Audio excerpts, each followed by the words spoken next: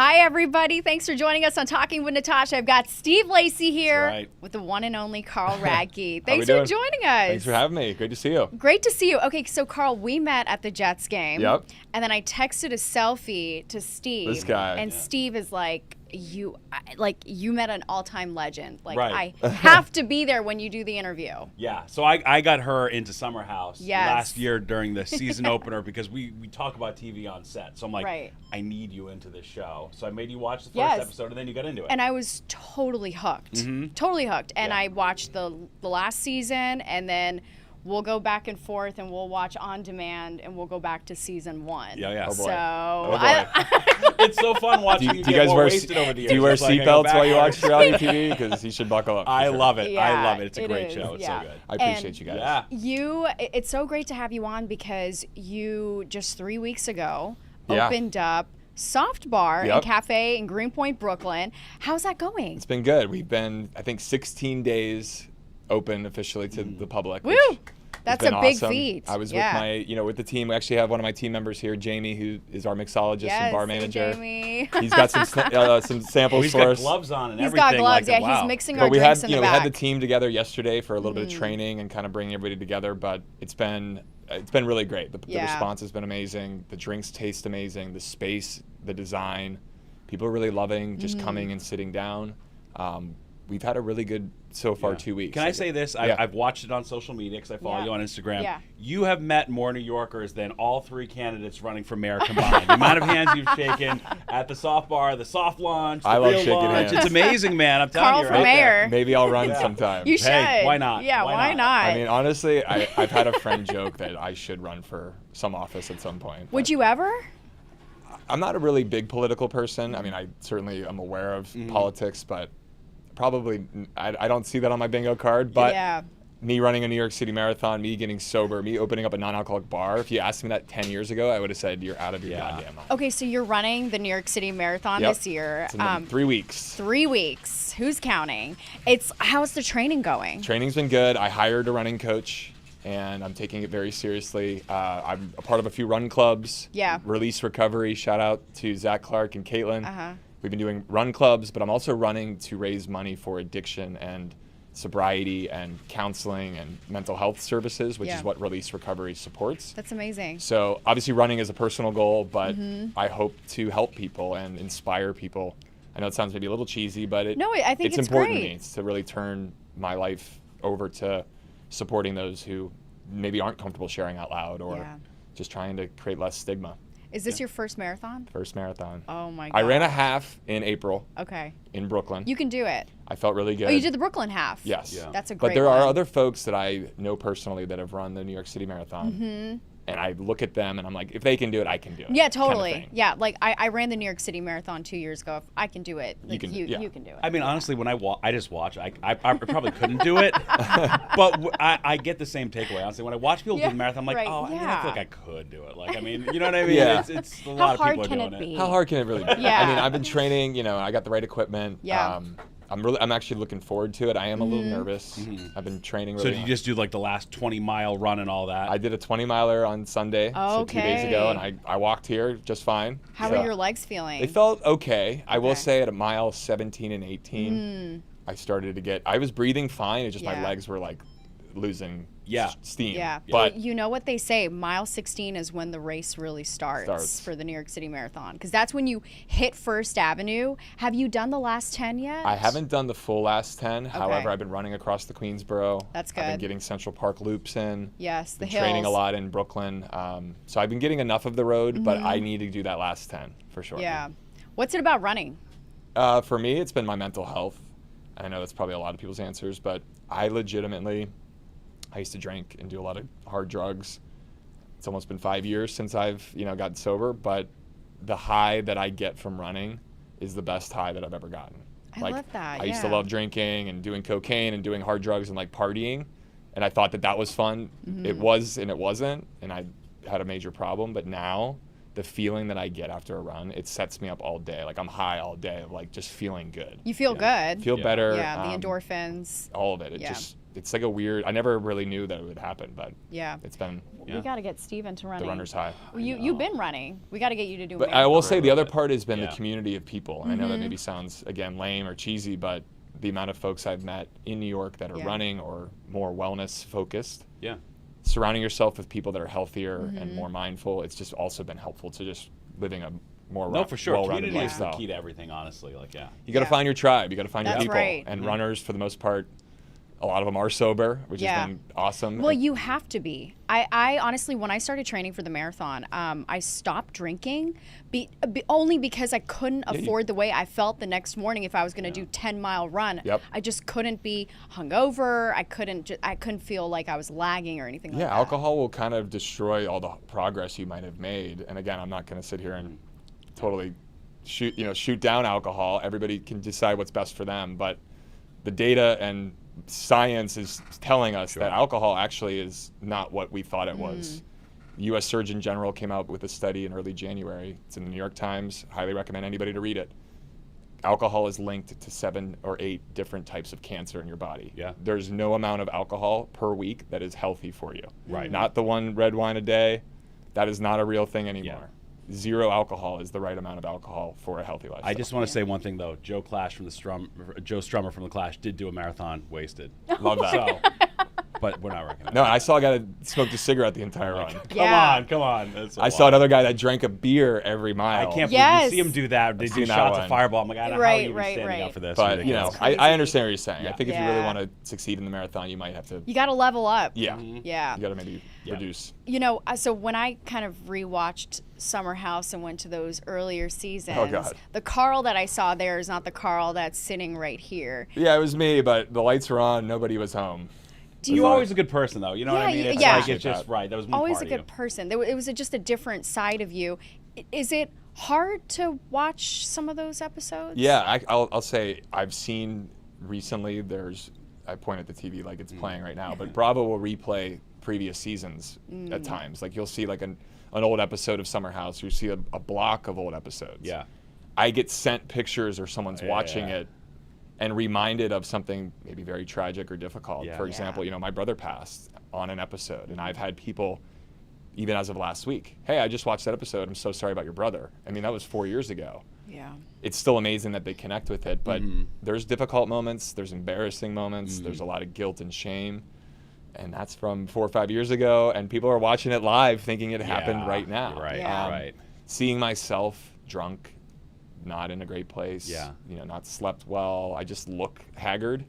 That's not fun to watch, but it is a good reminder of how far I've come. When you went into it, were you like, oh boy, I got some stuff I got to keep on the DL while I'm filming this, or did you just plunge in and say whatever? I don't think I knew. I did what I was always doing, Yeah. which I love to drink and party. And a lot of times when I drank a lot, I would just drink through the night and not actually go to sleep. I would stay awake. Wow. Yeah.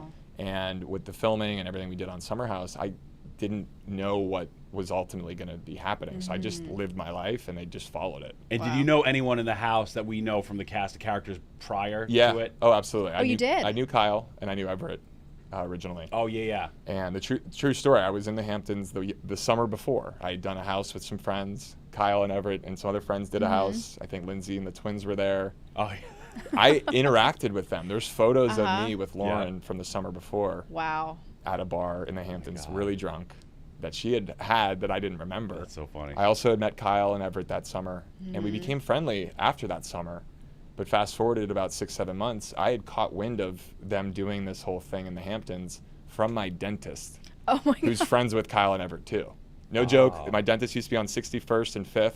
Yeah. Right by the park. Yeah. Lane Martin, if you're watching, what's up, Lane? He knows. Yeah. I'm in the chair, literally about to get my teeth cleaned, and he's like, "Hey, your boys are going to be on something on Bravo."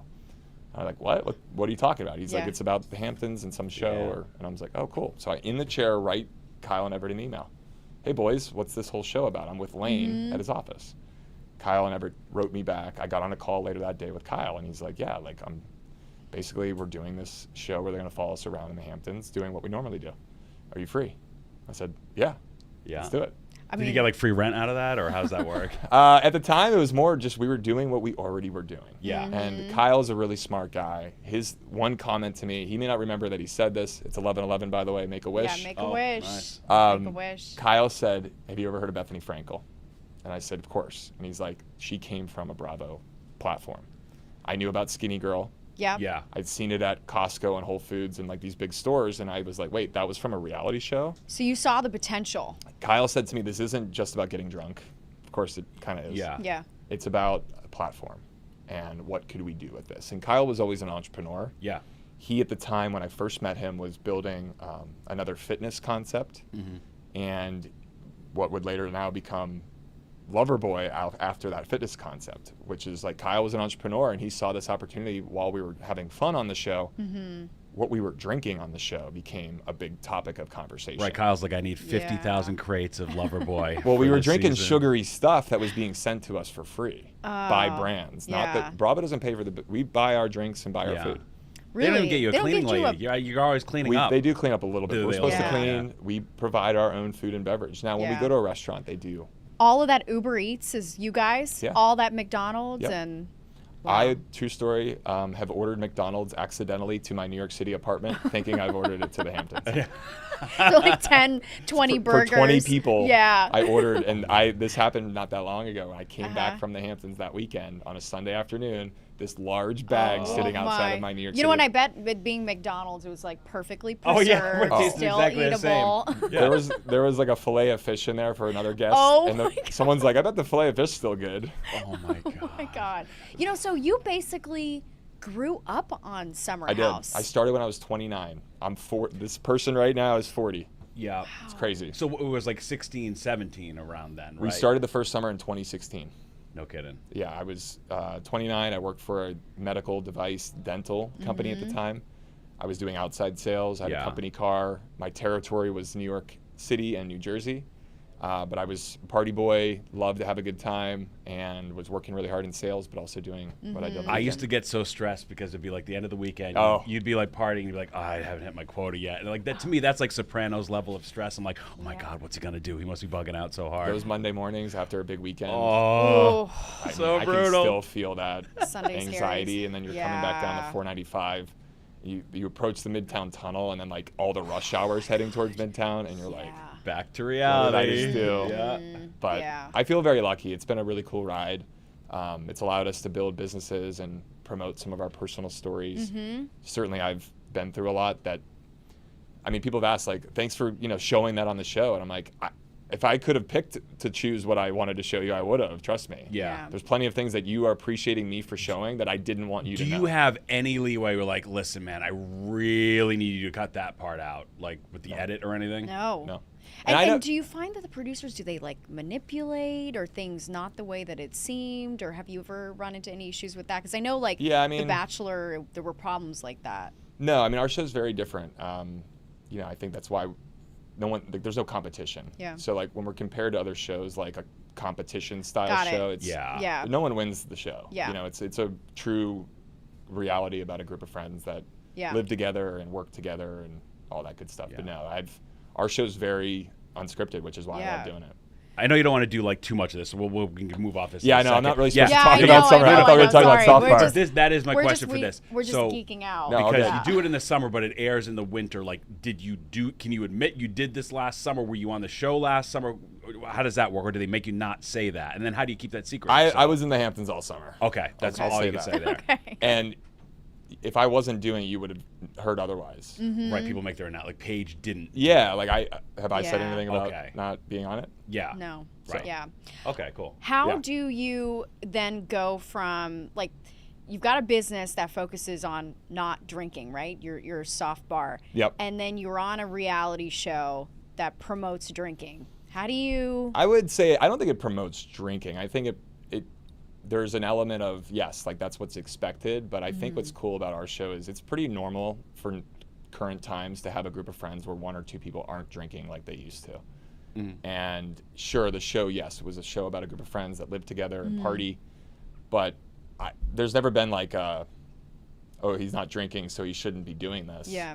If anything, it's like that like, we need to see more of that, I think. You know, someone Yeah. who is social but doesn't drink and is still in the mix of everybody else. That's a good thing. We don't, like, honestly, like, they've, early on in the show, like, they took drinks out of my hands. There was no promotion of any drinking at all. Really? We want to drink Yeah. on our own. Yeah. They don't, Summer House evolved into what it is because of that's the individuals that are on it. Yeah. If there were other individuals that didn't party to that degree, it wouldn't maybe feel like the promotion of drinking as much. But I also think we have an alcohol company that we started on the show, so the alcohol and Summer House were directly connected. Yeah. But I think what's been exciting for me is that they've given me the latitude to still be a part of it, still show up, but also in a different way. Yeah. And I put enough on camera the first 5 years that, Yeah, you paid your You dues, paid- man. yeah, kind of needed More life, man. If anything, no one wanted to see me continue to look like All right, so that. we've got Yeah. we got the functional. So we've got Oh, the yes. yeah. So we got Yeah, so good. So walk us through. I know you're very specific about how you speak. It's functional beverages, Yes. not And this is mocktails. Jamie, by the way. Yeah, shout out to bar Jamie manager. Thanks, I Jamie. love Jamie. He's a talented, hardworking Yeah, you were making those I in love the this back. ice. mixologist. Yeah. He's been working with us, developing some of the beverages we have here. Yeah, it looks like a honeycomb. But want to take a notice of a couple Yes. things. Yep. See this ice cube, how it's Yep. got like a little bit of like a honeycomb. embossed? Yeah. So that's actually something we do with our cubes. Oh, wow. These big square ice cubes, you don't just, make this at home. Like Yeah. we order specific ice cubes for each drink. And you have the mold for it and We, everything? we even Yeah. shave cubes into certain sizes for other Wow. beverages we Okay, serve. wow. Perfect. But what we do is, this is called a soft cocktail. Okay. Cheers. Cheers. Thank you guys. Thank you. Cheers. A soft cocktail is an elevated, non-alcoholic beverage. Most of us think of this as a mocktail. To the common person, yes, that's what this is. But this is not a mocktail because we're not just throwing juice together. This has actually been prepared and pre-batched. Jamie and our team take ingredients and literally combine them. They could blend them. They could clarify them. But they're combining all these ingredients, but then adding the functional ingredients. What is a functional ingredient? It could be something like electrolytes, Okay. vitamins, caffeine. Coffee is the original functional beverage because it gives you what? Focus and energy. Yeah. Think about that, but not in coffee. We can give you energy, focus, calm, vibe with ingredients that we're putting on the soft I cocktail. love it. Wait, Cheers. so wait, you want Natasha? We should try to figure out what's in this. Ooh. Jamie, which one is this? Oh, this is so good. Mr. Feel Good. So there's like lemon, some sort of like cinnamon. Ginger, definitely ginger. Yeah, ginger. That's probably what I was thinking. So Mr. Feel Honey? Good, actually, I had 2 of these last week, and I was feeling like good. I love it. Yeah. It tastes like a ginger beer, A little bit. a little bit, and it's got There's like complex Yeah. kind of flavor profiles. And I think a lot of us have been offered a mocktail before, Yeah. and you're like, oh, it's sugary. And Yep. we This don't- does not taste sugary. Yeah. We don't do it's that. really balanced and very don't- smooth, and it's got there's different flavors like the Yeah. ginger, and you get a little bit It of doesn't like just hit the tang back too. of your throat like that sweetness. Yeah. It's complex, and it's an Yeah. elevated non-alc beverage, Yeah. which is why we call this this is if you put this side by side next to a mocktail, this is not Yeah. a mocktail, Yeah. right? So Congratulations, Thank you. Carl. This Yeah. is awesome. this is just one example Yeah. of kind of the approach that we're doing. So I think Jamie's got another one potentially, or maybe not. Yeah. The glassware. Yeah. So on the next beverage that we might have a different size glass. The ice cube might be different. Oh, so Yeah. you change it based on the glassware. No, based on the drink. Oh, okay. Like each drink has a specific volume size, Yeah. how it should be served. Yeah. If we're serving, let's say, like an old-fashioned style beverage, it's going to have the short glass because that's what typically old-fashions are served in. Right. If we serve maybe a mojito or something along those lines, it's going to be a taller glass Yeah. with a garnish in it and a straw. We have other drinks that come in more of a martini. Excuse me. It's got me a little You bit. gotta feel good. Get some more sips Some of the in. drinks come in more of a martini glass. Every drink, for the most part, that we serve doesn't just get served in the same glass. And I would be willing to bet too. Everyone's probably like, oh, there's no liquor in these. This must be expensive ingredients. Exactly. We're Yeah. using all premium quality ingredients. We're using advanced bartending techniques. You can actually see Jamie. Yeah, I can see him shaking in up the there. back. Yeah. So if you were to walk into Uh-huh. like 11 Madison Park or one of your favorite cocktail bars in New York, the team behind the bar doesn't just listen Natasha say, I want this drink. And they don't just all of a sudden put it together from scratch. Yeah. The drinks that they're offering you have been prepared in advance of you ordering it. They pre-batch and mix a lot of those base Yeah. ingredients Yeah. first. So they have a base liquid. So Natasha now walks in and orders the drink. I take the base liquid and now I'm making it at the bar with the additional ingredients and shaking it up and delivering Yeah. it. but there's a lot of work that's done in advance of you. I see. It's a lot of preparation and planning. I'm even like thinking through the glassware, All of the it. ice, everything. Where did you get all this inspiration from? A couple things. I wanted something. I've been to plenty of bars and restaurants since I got sober. I started an alcohol company with Kyle and Amanda, Loverboy. Do you still work for that or no? I still work part-time. Yeah. I mean, I'm involved. I'm an equity holder. Very proud. I love our non-alc. But I saw a lot because I've worked in the alcohol industry. Because I started the company with Kyle and Amanda in 2018. Yeah. I was the VP of sales for 4 years. So I don't think people remember, like, I was working in the alcohol industry and I've seen firsthand what's going on with the non-alc options and just also the shift in consumers. Right. And what I realize is that consumers, yes, they still like something that is high quality and flavorful, but if you're gonna ask someone not to drink alcohol, they wanna feel something. I can get someone to drink a coffee over a non-alc beer because they're gonna feel something from the coffee, not the non-alc They beer. want to get some kind of high. Yeah. a feeling. A feeling. They're not gonna get high, Yeah, but yeah, I mean, like, whether it's A like a buzz or runner's whatever. high Yeah, or yeah. something, they want to it does something to your a body. boost and endorphin which or is, something. but no one's gonna sit here and say coffee's bad for you. The Yeah. coffee gives you a feeling, just like an energy drink would give you a feeling, just like taking a bunch of vitamins might give you a feeling. But we're taking some of that principle and applying it to non-alc, which has not been done. Yeah. So we can walk in, let's say you have a big meeting in an hour. Natasha could tell our bartender, do you have anything that's going to focus me and calm me down? Yes, we do, because that's the ingredients we can provide you. Yeah. So I was inspired by some of these functional drinks that sober people and people that still drink like to drink. Because there's tons of people out there that don't necessarily say they're alcoholic, but don't want to drink as much. Right. But they want something still more from the liquid that they're drinking in a social environment, Yeah. which is why caffeine in social environments for sober people is very popular. Diet Coke is very popular Right, among right, sober yeah. people, but Diet Coke has a feeling attached because you're getting caffeine. Yeah. Yeah. But a pure just mocktail is just juice. I It's get just that sugar argument. and juice. I get that Yeah. argument. Yeah. But we're not doing just juice here. I We're love doing that. drinks that make you feel good or make you feel focused or make you feel calm. Yep. And the way we're doing that is called soft cocktails. We're just elevating it and redefining it. So a big thing I was all about is just because you're not drinking alcohol doesn't mean you deserve less. So glassware, the ice, Yeah. the garnish, Right, you're replicating the whole ritual of the being experience Yeah, the at a bar. needs to experience go of it, back to right, where it right. should be. I think Jamie has another Yes. platter for Oh. us. Ooh. Jamie's what is my this? man. This is beautiful. This is one of our top sellers. The golden hour. This is a really cool beverage, and I'll explain. This is kind of like, notice the ice cube. Yep. Ice cube. The Notice orange. the glassware. Long and Yes. tall or whatever, right? Yeah. Yep. Cheers, queen. Cheers, another one. Cheers. It's fizzy. A little bit of a bubble. So we're using a really premium non-alc Ooh. What's a champagne. totally different flavor there? Yeah. This is a non-alc champagne, Yeah. and we're introducing some other botanical flavors, some orange flavor, What's in this? I can't place the. but it's almost like a Aperol Okay. Yeah. meets a Negroni-ish. Yeah. Yes. Yeah. The spritz season, is very popular. This is kind of our soft spritz, golden hour, kind of a light, refreshing Yeah. It's beverage. delicious. Now this, have you ever had an Aperol where the Aperol's all at the bottom and the Yes, you champagne's have to mix it. I just So had the one way over we the make weekend, yeah. ours is that it's already all mixed together. I love that. Yeah. So you're not going to have that separation of. There is something like when you don't want to drink and you're at an event or at the bar and you want something in your hand. Yes. There's something like that. There's a lot of misconceptions about sobriety in that way. Yeah, I think for me, like in my 4.5 years of being sober, as long as I have something in my hands that looks like what everybody else has, there's an element of psychology that's good for me, but more importantly for the other person that's you're with.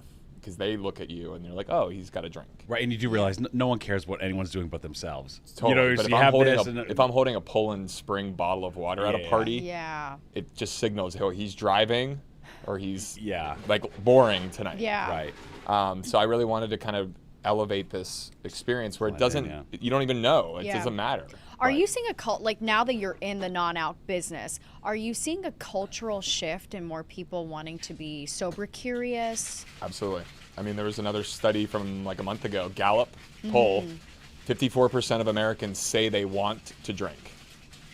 The other result is 46% of Americans say, I don't want to drink. Yeah. That's half of our populations. Literally a month ago, that's the study in the Right. United States. I remember that. Yeah. So this is the Alcohol- business to break into. I mean, I'm not some future fortune teller. Yeah. I just think if we're learning more about our bodies, mental health is an important part of our daily lifestyle. How we feel and our mental health. We have watches and smartphones and the data telling us every day our sleep is not as good, our recovery, this. We're learning more about ingredients and things that we put in our bodies. Yeah. I'm going to give you a stupid example, but I like it for some reason. When cars were invented, they did not have seat belts originally. Cars were around for 50 years until we had a seatbelt legally in them. Yeah. Would we all agree seatbelts are really important in a car? Right. Yeah. But we didn't have that for 50 years. We didn't know, but cars were very deadly for a long time. And guess Plug what else Ralph was deadly? Nader. Guess what else was deadly? Alcohol and cars together, no Yes. seatbelts. Yeah. Yeah. So I think over time, we as a society learn. I feel like I can still remember that. I'm old enough, like in the '80s, like, oh, I don't want to get trapped in the. I'm not gonna wear. But there was a seatbelt. I'll whole get trapped in ordeal the when. wreckage. But there was a whole ordeal when seatbelts were mandated in cars. It was like a political thing. Like, Right, I'm not right, wearing my right, seatbelt right, because You can right. see those Of videos on course, YouTube. of People are like, course. I'm not wearing that. Exactly. You know, right. Yeah. Yeah. But car accidents and drunk driving and alcohol-related deaths Yep. is one of the leading causes of death in our Yeah. society, next to cancer and things where it's like, oh, well, you feel sorry for that person. Yeah. But alcohol and this other thing, it's like, I don't know. It's an interesting shift that's happening. I just think we as a society are learning more about our body. Yeah. At the end of the day, I'm not going to Yeah. break any news here, but alcohol is a poison. Yeah. Absolutely. Yeah. People are very health conscious. They want to know. We've been completely beaten over the head that alcohol is the celebratory, connective thing that our society needs. And I'm not sitting here to say I don't disagree with that. But the volume of drinking and the level of impact it's putting on our bodies, I think we're starting to realize it's not as healthy as we thought it Yeah. was. Yeah. Well, you guys were talking beforehand about old school football because you went to the the Broncos Broncos Eagles game and the old school jerseys. But if you look at like those NFL stadiums from the '80s, every advertisement was Marlboro and then whatever the cheap beer at the Yep. stadium was. Like, you were Miller, like Bud. this is just the epitome of living. Like everywhere you looked, like the Marlboro Man Yeah. and booze. Do you know what the ads were? It was at like the big billboard, the scoreboard at the game. It was Wegovy and DraftKings, and I was like, if this is not America, Yep. Right. I don't know what Ozempic is. and gambling. I know. Exactly. Right. Or So cigarettes and American. beer. Yeah. Yeah. It's always something, right? It's always something. Yeah, you've been very open about your sobriety and your journey. What was that aha moment when you realized I need to turn things around? I mean, it was a couple moments for sure. Actually, this is a really good drink to have Nice, for yeah. this. It's like an espresso martini. That's exactly what it is.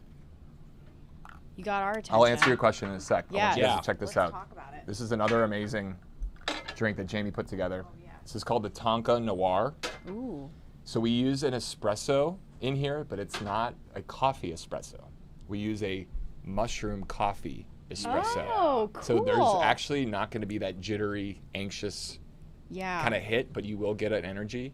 Oh, and you that- also oh get my a God. really nice, Yes. it's not That's too That's sweet. What we that. need. Have you had this? No, I haven't. that's so no. That's really good.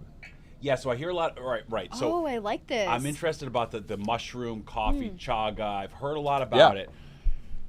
So there is like no mushroomy effect. Like, what's the deal? How does that work? There's two camps. There's psychedelic mushrooms. Yeah. We're not having any of that's nothing in our business has anything psychedelic Yep. in it. If you were to walk into Whole Foods or Morton Williams or whatever Gristedes, whatever grocery store you shop in right now, Don't remind me. it's going to be overpriced at Gristedes, but I love them. Yeah. Walk into one of your grocery stores and go to the vitamin aisle. Yeah. There's mushrooms on the shelf. Yep. Those mushrooms provide your body with different functions. Yeah. Some mushrooms provide calm. Yeah. Some mushrooms provide energy. Some mushrooms provide focus. Could be a variety of reasons why you would take over the counter. Yeah. We are taking those mushroom ingredients and adding them into the beverage. Interesting. That's where this functional world is Yeah. coming from. There's all these holistic and therapeutic doses of these products that we can add into And drinks. mushroom gives you energy? Some of the mushrooms Yeah. can give you energy. Some of them can calm you down. Okay. Some of them could give you metabolism. Some Yeah. of them could help your skin. Some of them can help your brain power. Some of Yeah. them can help your blood flow. Some of them can help your sexual desires. Yeah. This These is are all delicious. very commonly studied This over the is really counter. good, yeah. Yeah. But there's not one psychedelic item in any of this. That's Yeah. not what we're doing. Yeah. But I was going to answer about your Yes, the the aha sobriety. moment. Yes. I mean, I knew I had a problem, but I didn't know how to be honest about it. I come from a family of alcoholism was abound. I mean, my grandfather certainly struggled. My brother passed from a drug overdose and had struggled most of his life. My uncle, who was, kind of I looked up to him. He also was a military veteran and alcoholic. So and PTSD or whatever he's big right, time. Yeah. Great men in my life who I loved and adored and looked up to, unfortunately all had different relationships with alcohol. So I was raised around alcohol all the time. And I always thought I didn't have a problem. Yeah. But when I drank, every single time I had to do some sort of cocaine, Adderall, some sort of upper. I was always that way. One drink of alcohol, I had to do something else. Yeah. Over time, I couldn't turn that off. But I didn't realize that that was a problem. I just thought I was just a party boy and just was unlike other people. Yeah. My life started to go dark in other ways. I was really depressed and sad. Financially, was struggling because I was spending all my money on alcohol and drugs. I started losing friends. I had friends that were concerned. Some of this is played out on TV. But the pivotal moment was when my brother passed. That was something that rocked my world. Still to this day is a big part of why I've done what I've done. Yeah. When he passed, I didn't immediately get sober. I actually was like, fuck it. I drank beer, I'll never forget, at his funeral in my hometown of Pittsburgh. There's a bar next door to the funeral home, just where it was. I went in between wake hours. There was 11 a.m. to 2 p.m. Yeah. Then there was an hour break. I went from 2 to 3 at the bar next door Oh my gosh. and drank 4 or 5, Yeah. pints of beer, came back. But me healing from my brother's passing was me drinking and using drugs. And anybody who's grieving the loss of their loved one or their best friend, Sure, yeah. I mean, it works for a little bit. Yeah. it doesn't Right. work Yeah. for a little bit. Yeah. And I couldn't turn it off. So I found myself isolating and honestly drinking myself to death. Wow. And How much, see, this is the thing that, how much, did your mom know to not put pressure on you, put pressure on you because she lost her one son? Yeah. She knew what you were up to, clearly, just from the time she'd be on the show. Yep. How did she negotiate? I got to kind of push him in this direction without, pushing him too far, then he's not talking to me. You know what? She was always, my parents were really amazing overall. I mean, I would call my mom at 7 in the morning after not sleeping. Oh, boy, yeah. And say crazy things. I'd call her coming home from Brooklyn at a rave, saying wild things, just mumbling. And I did the same to my dad. So if anything, they were worried about me. They were scared. Yeah. And when I got sober, what I realized is this is also a gift I'm giving my parents. The commitment I'm making to get clean, to get healthy, to get sober. Yes, it's for myself to stay alive, but inherently, my mother and my father, I hope, and I know that they feel this now, Yeah. they don't worry about me as much because Yeah. of that commitment that I've made. But my parents were always really graceful with me because I think they had a lot of training with my brother. My brother and I had very different stories, but any addict and alcoholic, their stories aren't that far apart. Was your brother an opiate? What was that? Opiates, all of it. Yeah. He really struggled from even a young age. I was 10, he was 15, he was underage drinking. There was, marijuana, things like that. And then as time progressed, heroin, opiates, things like that. Yeah. It's so heartbreaking for the whole family, especially your parents. It was hard. And it still is a hole in our hearts, Yeah. but I've had a conversation with someone in the bathroom here today at Fox. I ran into him and he's been through something similar in his life. And I have I get a bond with certain people that I meet that have been through something similar. And he was just really proud of what I've been able to accomplish. And I view my brother as kind of my higher power. Yeah. He's up there protecting me, looking out for me. Watching you. I'm really honest now. And if I'm not being honest, I know he'll hold me accountable. Keep you Because in check, my brother yeah. always knew about my drinking and drug use, but I was always celebrated as the good kid. Yeah. And I was the golden child, and he was the bad one. But our drug stories were just very different. Yeah. Alcohol and cocaine are you're cool. Heroin, it's oh my God. Yeah. Yeah. That's And what's funny is they're both very similar. Where are you on weed Yeah. these days? What's up? Where are you on weed these days? As far as what? Do you, I don't know, do you smoke it? Do you think it's bad? Or you know what I mean? I think I don't smoke weed. Yeah. I do. You do I mean, edibles? we serve a 1 milligram THC drink at Soft Bar. Yep. Okay. It's a mindful dose. It's what we can legally serve. Is that that's the max? That or is what we something? can, and I don't want to do anything more than that. Yeah. I believe in harm reduction. I'll send you this article after we do this interview. Jelly roll, famous musician. There was an article last year. I took a screenshot of it because I was blown away. Literally, the headline is "Marijuana got me sober." Interesting. People that struggle with opiates, hard drugs, marijuana, THC, in the right, properly handled way can be an amazing way to get off of really hardcore drugs. It's really interesting how marijuana was once called a gateway drug to get into the hardcore drug. Now it's a gateway to Getting sobriety. It can be. It I can mean, be. I It's think interesting. whatever works best for you. Yeah. I've met plenty of people in AA meetings that have pulled me aside privately and said, I still use some THC, but I don't talk about it here. I fully support it, and I think there's a world for it. However, if you're using THC and isolating and not socializing and it's becoming unmanageable, that's when it is a problem. My relationship with marijuana isn't like that. I've used it in a more therapeutic way for sleep, for calm down. But I don't smoke weed. I haven't bought weed in 5 years. Have you ever done like ayahuasca or any of these like crazy trip out things? Funny like you say that. I got an email the other day from someone in Mexico City that is running some sort of ayahuasca trip and wanted me to come. I don't think I need that. That's a lot. Those are intense. I've done like acupuncture and I've done like deep wellness stuff to grieve the loss of my brother. Even in acupuncture sessions, like sometimes you can get very emotional. Wow. I did a series of 6 months after my brother passed of acupuncture where the acupuncturist, I would tell her, it was almost like a therapist. You tell her for 10 minutes all the shit going on and she isolates those points. Wow. Interesting. But a lot of my sessions, I was bawling, crying, bawling, and like just so emotional. But it was the release that I needed. And I found things like that have been helpful.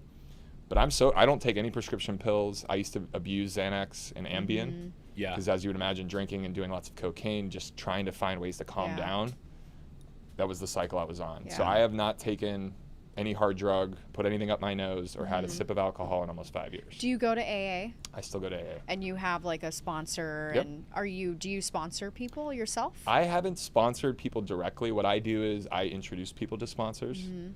I'm from the camp of, I've certainly lived and breathed it, but I'm not an expert. I'm not a doctor. I just know what works best for me. So I try to lead people to the right folks. There is an active service element of being in the sober community. I feel like I do that in other ways with talking about it publicly, opening up a business that... you've got products for it, right? Yeah, there's a variety of ways to lean in, but I'm not like a guru. I'm just as flawed. I'm learning every day about what works and what doesn't, but I do believe the more we're accepting of what works best for you, the better we are. There are plenty of people that are probably watching this right now that are sober. Well, I was just going to say, like, when we're looking at our live chat there, just a lot of people saying, 4.5 years, congratulations, 3 years smoke-free here. It's awesome. Just a lot of people who must admire you and look up to you. If anyone out there is, thinking about seeking help, what would be your advice? I mean, I'm proud of you for seeking help. It's okay to, like, ask for help, number one. I think when you ask for help, you'll be surprised about how much help is on the other side. There's a lot of good communities to plug into you could go on a Zoom meeting, for example. One of my first AA meetings was a Zoom meeting. My camera was off. And I was nervous that someone would read my name in the meeting, even with the camera off. Now, camera on. Hi, guys. His screen name was Franco Harris 32. Sometimes being... I love that. Just being open, like You're you're hardcore deep into the... Once you step through that door of just being open, like, you know what, I struggle. The other people that I've met in this world, it's blown me away. Especially in New York City. There's amazing meetings, there's Zoom meetings. You can plug in very lightly. Right. Without having to make any commitment. I meet people all the time. I'm not an alcoholic, but I want to try it out. I'm like, well, there is a certain element of AA that you need to kind of subscribe or turn your life over to, but I try to help where I can. New York City has amazing meetings. There's a lot of people that I've met, but what really helped me was I had a perception, and I think anybody who's afraid of going to a meeting or asking for help, it's because you don't want to be like, people look at you weird or they're going to judge me. No, trust me, the people that know. Like if you really are struggling or have a little bit, the people around you actually really know, and that's something I had no idea until I had a friend check on me. He's like, hey, like, you good? I'm like, I'm fine. You're not fooling anyone, he means. Like, right. And another individual basically was like, you need to go to rehab. This is about 6 years ago. Wait, did you do that? Did you do rehab or you just like quit? I didn't do rehab. I did COVID. Okay. That's when it went down for you? COVID was like a weird. You're the one person who got sober during COVID. I know, right? I met a fair Wow. amount actually Did because you? it was all this isolation. We couldn't go Yeah. out. It could have gone two ways. I could have Yeah. stayed home and just drank myself to oblivion. I decided I'm gonna actually get help. Yeah. Wow. But when I stepped through that other door, I thought everybody was gonna be. This sounds bad. Like the homeless guy in Back to the Future, sleeping Yeah. on the park bench. Like that's what I thought every AA goer looked like. Yeah. Yes, there are folks that do struggle and have mental illness, and you feel really sorry. But the people that I met when I've entered some of these rooms are buttoned up, Yeah. successful, smart, very intelligent. Bless you. Thank you. And I realized, wow, like there's a lot. I want to be more like these people, not like the people at the bar. Right. And I started to find people that I really looked up to and admired. You gravitate towards them, and you build that community. And that's how it works. Like you inspire other people without even realizing it. Yeah. And people in meetings inspired me without realizing it. But I do get stopped on the street. Like I told you, I got stopped in the bathroom today. And what I tell the people that say that I've inspired them, I'm going to say, I didn't know I did anything to them. I'm Yeah. just talking about it publicly. Yeah. What I tell them is you're going to start to impact someone in your life without realizing it. They're going to notice you're happier, healthier, or moving differently. That's the gift. You're going to impact someone without. You're just taking better care of yourself, and people will notice that in your life, and that's how you pass that message along. I didn't get sober for anybody other than for me. Yeah. I did it because I wanted to stay alive. My last day of drinking, I almost died. I drank almost 5 to 6 bottles of wine, and I did about 4 or 5 jars of cocaine. I almost died, which is why I had to get sober. Wow. It's not because it's cool. It's not because someone said you're going to, get a better season on the show. Right. It's literally so I can be alive. And that's, Oh my gosh. for me, that was my addiction. But not everybody has that. And I try to be very careful with how I talk publicly about some of this because there's a variety of ways people understand themselves and their relationship with substances. And that's why I just want to be graceful about it. And it's okay if you just want to take a break from wine and just drink beer. Like I applaud you for that. Do what you think is best for you. But there's no one size fits all. And you're getting so candid also in a new book that's coming out. Oh yes. It's called Cake Eater. Cake Eater. Tell me about this name. So I come from an area of Pittsburgh in the South Hills of Pittsburgh called Upper St. Clair.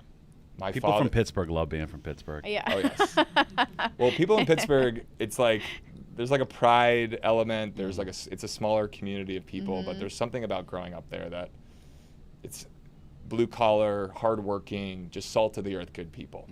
The area that I'm from is also the same area where my father grew up, and I have aunts and uncles that also went to the same schools that I went to. So here I am, 5th, 6th grade, growing up in Pittsburgh. You go to the soccer field or football field on a Saturday, get onto the field, and the kid across from the field goes, "Cake Eater." And I'm like, why are they calling me a cake Right. eater? But my father would tell me that's what I was called growing up. Playing on the same football field from the other schools, where we're from is known as a wealthy, affluent area. And the nickname provided by the other neighboring schools and parents and friends always was Upper St. Clair and Mount Lebanon kids are cake eaters because they're rich, wealthy kids. Is this like a Marie Antoinette reference? Yeah. What, like, you know, It's- eat cake. Let them Is eat that- cake. yeah. Is that really it? Yeah. And it comes from 2 areas. There's in the Mighty Ducks movie, there's a scene where he gets called a cake eater, which basically means he's the rich kid, like the rich, soft kid. Yeah. We weren't rich at Yeah. all. We were very blue collar. I cut my own grass. I shoveled driveways. I had a lemonade stand on the driveway. We worked hard for what we had. I was not rich, Yeah. but I was called a cake eater, and I hated that. It was like, why are you calling me a rich kid? And I'm not. Like, you should Right. see, like, our Yeah. car's missing 3 hubcaps. We have a broken Right. I window. need a new Nintendo. This is bogus. Like, we don't have a lock on our front door. We have 1 bathroom. Like, I grew up in a very small house. Something that stuck with me for a long time, and it almost was the area I grew up in. Basically, was like he's supposed to be this rich, wealthy kid, and I'm not. But that's the Yeah. perception of who I was. Yeah. I was always buttoned up and well dressed, so people assume that as well. Yeah. Fast forward to getting onto Summer House, there's a scene in season 2 of Summer House where we're having a 4th of July party. One of the girls that I was talking to at the time was not happy with me because I was talking to another girl at the party. Oh, She's holding an entire American flag sheet cake, Yeah. and she picks up the cake, brings it over. She goes, "Would you like some cake? Eat it, bitch," and slams the cake in my face. It was a funny moment. At the time, it was kind of wild, but that's a funny thing that's happened on the show. And I was trying to think of something memorable and catchy that defines me, but also doesn't define me. And Cake Eater was something I landed on. I told my publisher about it. I'll land this plane. Give me 5 more seconds. I tell my publisher, she's like, I like it. Let's hold on to it. Let's think about it. Fast forward, this is about a year ago. I'm at a golf outing in the Hamptons at Sabonic. Sabonic's a beautiful golf course in Long Island in the Hamptons. I was there for a charity event with Jerome Bettis. Shout out to Jerome, he's a friend. The boss. The Bus is a great guy. He does a lot of great work for inner city youth in Detroit and Pittsburgh. He provides programs, all this good stuff for kids. I've been supportive. We donate Loverboy. Of course, I'm seeing some NFL players that I want to meet. I love sports. So Terrell Davis, Marshall Faulk, Eddie George, all these like amazing NFL players. But Ben Roethlisberger, the former Pittsburgh Steelers quarterback, is there. I was a fan of Ben. Oh, wow. Yeah. I asked the publicist, I'm like, can I say hi to him? She's like, of course. He's a nice guy. I've never met Ben. Walk right up to him. Hey, Ben, I'm Carl Radke. I'm from Pittsburgh. I went to Upper St. Clair High School. Without a beat. Without a beat. He looks at me. He goes, Cake Eater. Oh, my God. And I literally stepped back, and I looked at him. I go, I can't believe you just did that. Yeah. He literally says, he goes, you know how it is? He goes, my kids are in the North Hills. And the kids in the North Hills, that's what you call kids from the South Hills. Oh, Not Lebanon, Upper St. Clair kids in Pittsburgh are known as Cake Eaters. And you were like, that's the title So I of my book. texted my publisher right after. That's it. I go, that's it. Yeah. So Wow. Ben, I saw again at another charity event about 2 months ago. A Mike's getting passed for a Q&A. And I love football. So I'm like, Ben, what was the greatest pass you ever threw in your career? And he's like, Super Bowl to San Antonio Holmes. And I said, can I say something else? I was like, do you remember me from last year? Cake Eater? And he's like, yo, Cake Eater. Like we had this funny. That's so funny. So we're working on getting him to provide a little bit of a blurb. Like a little blurb, right? To explain the meaning behind that. Yeah. So that's where Cake Eater came from. Sorry for the long-winded story. No, that's Brilliant. fantastic. No, it all goes back to Pittsburgh. Felt like I had to tell it that. does. Where can, because pre-orders right now. Pre-order right now. So my book's with Simon & Schuster. So you can either head to simonandschuster.com or you can go to Amazon. Hard copy will be there. But also I did my audiobook with Audible. Oh, so I narrated, very nice. I narrated my own People story. can listen on their commutes. How long does it take to track a book? I've always wondered that. It's actually, it's an interesting process. Amazon Studios has a great studio in Newark, New Jersey. Oh, it's where Audible and their entire team are. I went into like a beautiful, it looks like a music recording studio. Have this kind of easel, and I sit in a nice comfortable chair, all these like padded walls and everything, and then there's a producer and another person behind this kind of glass window. And I would read sentences of my chapters and keep going, but then they'd be like, all right, can you read that sentence again? But they have incredible technology now where they can just have me repeat a word if I mixed it up. So I could like say, Natasha is the greatest, news reporter of all time. Carl, could you say all time again? So I would just say all time.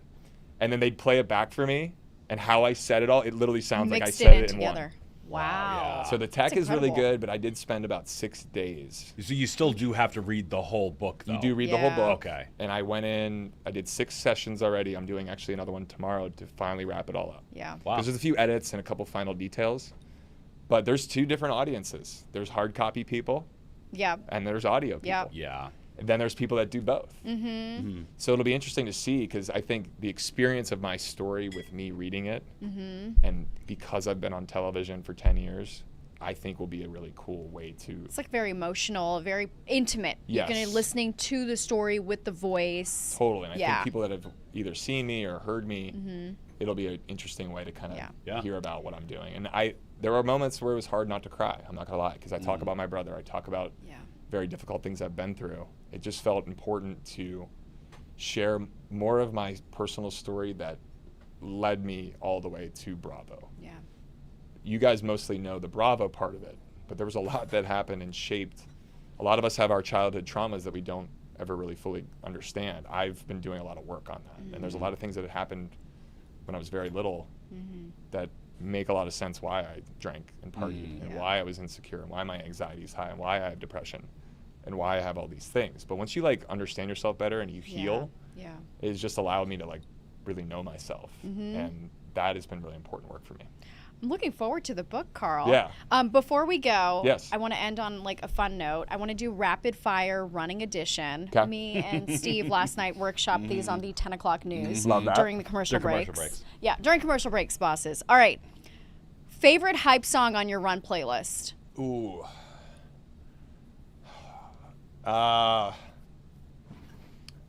Right now, it's man, this is tough. I love music. I'm just gonna say the last song I listened to on my playlist this morning for my run was Project Pat. Okay. Take the Charge. Okay. TAKE space DA. Take the charge. Charge. Okay. All right. It's an amazing song. If anybody knows who Project Pat is, you get bonus points. I'm gonna listen to that. But if you know who 3-6 Mafia is, yes, of course. Juicy J and Paul. Oh, okay.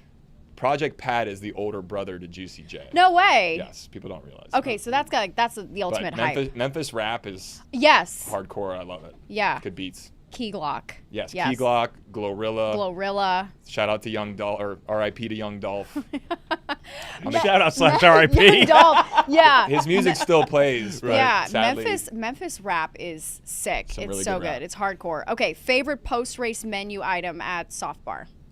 We have an Indigo Muse, which is, it's not coffee, it's a tea. Mm-hmm. However, the color of the tea is blue because there's a reaction that the tea has to coconut and citrus. Oh. So we use a butterfly pea flower tea. It's a type of tea. Like there's jasmine tea, there's green tea. Butterfly pea flower tea. Interesting. With some of the ingredients that we use, turns a very beautiful blue color. It doesn't provide caffeine, but it gives you focus and calm. Okay. I like because that. the Kind of relaxing ingredients you. that it gives you. Yeah. So what I'm looking for in the morning is focus and calm, not Right. And that's what coffee makes Yeah. in my body. sure. Not Jittery. for everybody. Who from Summer House would have to quit at mile 2? That's a good question. Quit Yeah. of the marathon? Mile 2. We're fresh. We just got out I of mean, Staten I love Island. Amanda. I love Amanda dearly, but I can't see her getting past 2 miles. Who would take a selfie at every mile? Probably Kyle, Okay. and for the right reasons. Yeah. I'm debating on how I handle. You know, Right. I want to Yeah. show love to people that know who I am or support. Exactly. Stopping a lot is a But pain. stopping a lot will Yeah. hurt the time. Yeah. So I gotta be strategic. What are you about- gunning for? Do you have like a time you want to hit and everything? I'd love to break 4 hours. Wow, I'm yeah. keeping Wow. it- Yeah, you could do it. I can. Easy. I Yeah, think you I can do that. I finished my half marathon in an hour and 55 minutes. Wow. Okay. So if I double Being that, tall help or hurt? yeah. I think it hurts. Right. Really? But you could think. take like longer strides with your That's what people legs. say, but there's more like volume of body. Yeah. Yeah, right. I would think because You don't see, the ones like- who win the marathon in like an hour and a half. They're like 5'7" I've never seen and a 100 6'5" pounds, you know? guy Yeah. win the marathon Yeah. before. You see like the 6 foot, 5'11", Yeah. but I could be Yeah. wrong. I'm learning a lot. Carl, never trust a fart. That's all I'm gonna say. Never trust a fart. No, not when you're running. Oh, Not in the marathon. Carl, what? that was great. What's tougher, marathon training or a Bravo reunion? Marathon training's tougher. Okay. The reunions are necessities. I like reunions. I may be from a different camp, but for people that are on these shows, I don't think the viewers really fully understand this. We don't. When you film, you're just filming and living your life. But then 6-7 months later, you're now watching the show put together in an entertaining fashion. There's conversations that you were not there for. You were in the other room, and you're now watching it. So it's a whole new It's a different experience. You have to have these reunions to like make sense of it all. Yeah. But people forget, like when the episode on Wednesday night at 10 o'clock or 9 o'clock airs from Summer House, we're also basically seeing what you're seeing for the first Right, time. like she said that Yeah. behind my back. Yes, I, can't Wow. I didn't know that. I would go nuts. I would be Kyle- like I hate everyone so seething. hard. Jesse and Yeah. Wes were in the Yeah. car driving to the Hamptons that Friday. I was in the other car with Kyle. Yeah. But that whole drive, I didn't know until middle of February on Yeah. Wednesday night at 9 o'clock that Oh my that's what gosh. was said. Yeah, So that's hard. That's a tough It's a pill to different swallow. experience, but I think it's part of why the reunions are so I like important. you in the reunions because you've been through therapy and stuff. You're very good at articulating Try. properly. Like you make this nice Thank linear you. march from like you know what I mean. It all I makes think I need sense. to hire you as my hype man. Yeah, hell yeah, man. appreciate He's a this. great I'm hype in. man. No, I I'm in. appreciate that. You try to eloquently say how you feel, but trust me, there's things I wish I could have said differently, or you forget stuff you want to say. Yeah. But at the end of the day, what I'm proud of our group is we come together usually at the end of the reunions. It's a necessary evil to like get this shit out on the table, hash it all out, squash the beefs, and move on. Yeah. And I think our group has done, all things considered, a damn good job of that. Yeah. Some shows don't survive because they can't come back together. Yeah. Last one. If Andy Cohen were cheering you on, what sign would he hold? If Andy Cohen was cheering me on, I think he would say, meet me at Corner Bistro after. Love it. Andy loves Corner Bistro. We love Corner Bistro. He's a West Village guy. Yeah. I think he might have something like that. But he'd probably want like a House Lives tagline. Yeah. I used to have an old, it was something relating to be like, I don't smoke weed anymore, but I can be really blunt. Oh, I like that. Or something like that. I need like a Housewives tagline. Yeah, we need you to have a tagline, and we can make we'll be on First Avenue with the sign. Yeah. up. Yes. Oh, Carl. The best sign I saw at the half, and I'm sure this sign has been reused and reused, but it was, you're running better than the MTA. Yes. Yeah, that's a good one. Yes. I chuckled while running. Yep. I've seen all toenails go to heaven. That's really funny. The worst parade ever. There's a lot of good ones. Yeah. People are so creative. The other one I saw was the half is only 13.2, but Wu-Tang is forever. Yes. Yeah. I love that. Starting out in Staten. So I'm looking forward to it. It'll be a really good day. There are, I'm really honored to be running and to raise money and Yes. to bring some awareness to just addiction, mental health, all that. It's a month away right now. Less than 3 weeks. 3 weeks. Ooh. Well, you did your long run. You're probably going to taper now. I got right? one more long run this weekend, Okay. 19 miles. Okay. Sorry, 20 miles, and then that's it, tapering from there. Oh, I'm so excited for you. So are you guys going to be out? You're going to be out? Yes, we're going to be out Yeah. there. Yeah. Not running, but cheering. Because, Cheering. it's so great. The whole city shows up, especially in Brooklyn. Yeah. People are all out there just cheering you on. The marathon day is my favorite day in New York City. I will end with this potentially, but I had never been to the marathon until last year. Watching a friend, I'd never gone because I was always drunk, always Yeah. hungover. Even when I was sober for the first couple of years, I just didn't connect the dots to go to that. I was there for an hour in the morning, and I was like I couldn't believe the feeling I was having, just the energy, everybody coming together, Yeah. the diversity of runners, the different people that were there supporting. I walked away from that. I was like, I got to sign up for this. Yeah. And instead of signing up for it, I signed up for the half. But once I did the half, I was like, okay, let's start the process. But I actually just talked to Caitlin, who's here with our team. We're looking, I don't want to get ahead of myself, but I am looking to run another marathon in the spring. Okay. The London Marathon, potentially. That would be But great. I got to finish the New York City. Yes, New York City, and then that one's in then April. It's in April. Yep. So we'll see. I mean, I would like to do that, but I don't want to get That's too a ahead of great myself. one. Then you got to do the World Abbott Marathon Majors. Then I gotta do all of Yes, them. you got to do all of them at that point. I did have Might as someone well. talk to me about there's a marathon in, I think, Tokyo, The Tokyo. Yeah. which would be really one of our colleagues, Mio, is doing that one. Oh, is she? Tokyo Marathon. It's running is such a great way to see the city also, Yes. and they're going to shut down the Verrazano Bridge. Like every major bridge is going to close that you're running over. You can never. You're running through Times Square, one of the only few times you that they can't ever really shut run. it down. You never run these things, like in these areas, Yeah. unless you're in a marathon. Totally. So Well, I did something the other day that was kind of cool. I ran through Queens, and I listened to Nas and Mobb Deep. I ran through Brooklyn. I was listening to Jay-Z and Biggie. yeah. And I kind of like to listen to the music because some of Yeah. the content of their lyrics, they're literally rapping about the street I'm running on. Yeah. So I've had a lot of fun with that. But on Marathon Sunday, I will not be wearing headphones. Yeah. I will be raw dogging it, as, Oh the, my as gosh. the Gen Z Yeah. says. You are? Yeah, there's No going to be headphones. so many people Don't need it. cheering and playing music that you don't need Going to it. be present, locked in. Yeah. I've had friends say, don't wear headphones. Yeah. Just feel the energy of the crowd. Just embrace the present Yeah. moment. And Makes I look forward to that because I ran the half marathon without headphones as well. Yeah. And actually was surprised how much I enjoyed Yeah, it. Brooklyn Half was a fun one. Prospect Park has some sneaky hills. That end of Prospect was gnarly. Yeah, super gnarly. But it was a fun experience, and that's honestly what gave me like the bug. But I was running with a couple guys that didn't know who.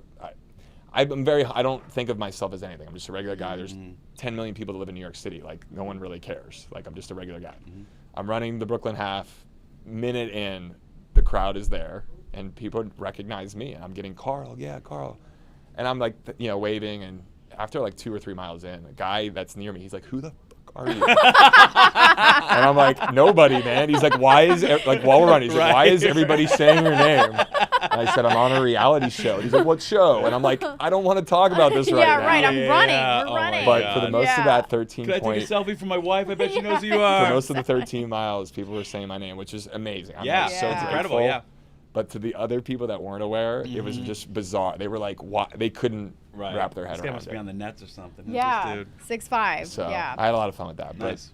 Well, very, we got. very honored to be here. I really Yeah, appreciate Carl. you thank guys. you So so psyched much, this worked Carl. out, yeah. This was such a fun hour. Thanks for This has been joining great. us. Went fast, Congratulations. went fast. We'll be cheering you on First Avenue. Oh, last for thing the I want to marathon. say. Yeah, We're going to have a post-marathon party at Soft Bar. I like that. That Marathon Sunday. So stay tuned for more information. But we're going to have a little fun in Greenpoint at Soft Bar, probably in the afternoon. What are the hours there? So we're open at 7 in the morning for coffee, specialty drinks, co-working. You know, I was in there Friday morning and every table had a laptop on it, which we want. I like We're that. okay with that. Some coffee shops in New York don't want laptops. There's reasons why, that they're not buying drinks if they're just sitting there all day. We have some logic in our Wi-Fi that allows, you know, you can use it for an hour, but if you want to reuse it, you need you to have purchase to an item. purchase something. Oh, that's But, smart. you know, we got to protect some of our operation. Yeah. Yeah. But we want to promote, it's a place to take a meeting. Yeah. We're open till 11 o'clock on weekends. So it's basically an all-day bar and cafe. Yeah. But you can come. I've had people come 3 times in one day, but like different reasons. Yeah. Morning to get their coffee and they go. 2 o'clock, they had a business meeting because it's a great place to take a meeting. Taking a business meeting at Starbucks does not happen anymore. Yeah. Yeah. If it does, I don't know who you're doing business with, but Right. it's going to be a little iffy. Yeah. Finding a really good place with good energy, good experience, good drinks, but provide connection, not the other direction. Yeah. I think there's a lot of need for that. But then at night, it's a great date spot. It's a good pre-dinner spot. If you want to go to the Rule of Thirds, people come in for a soft cocktail before Yeah. and or come after. So, yeah, there's a different use case for every It's day. got a lot of functionality. Yeah. Yeah. But there will be more programming. We really haven't done big public-facing events. We've done some brand events and some founders series, but expect more of like thematic things going on. You know, we're going to have a DJ this night, or we're having a run club, or we're having a yoga group come through. It's a playground for wellness. So there'll be a lot of different things happening from the space. Awesome. All right. We'll see you after better the come- marathon. better come see Soft us. Bar. Yes. Yeah. Thank you so much, Thank you, Carl. guys. Thank you, Yes. Steve. My Thanks, God. Steve. Thanks, Natasha. Yeah. Thanks So everyone fun. for joining us. We'll see you next time. Cheers. Bye. Bye-bye.